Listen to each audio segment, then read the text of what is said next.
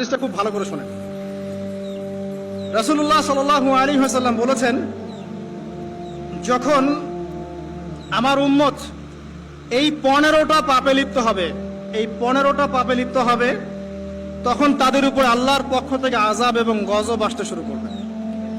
হাদিস আসলে অনেক আছে, কিন্তু সবগুলো বলার সময় থাকবে না, আমি মূল কয়েকটা বলছি, এগুলোর মধ্যে সব পড়ে যাবে ইনশাআল্লাহ। যখন আমার উম্মত এই 15টা কাজ করবে, তখন তাদের উপর আল্লাহর পক্ষ থেকে আযাব এবং গজব অবধারিত আসবে। এক নাম্বার পাপ যখন এই উম্মতের মানুষ করবে, যখন তারা গনিমতের মালকে ব্যক্তিগত সম্পদ মনে করবে। গনিমতের মাল বোঝেন? রাষ্ট্রীয় সম্পদ, পাবলিক প্রপার্টি, এটাকে যখন মানুষ ব্যক্তিগত সম্পদ মনে করে ব্যবহার করা শুরু করবে। এটা কি মিল পাওয়া যায়?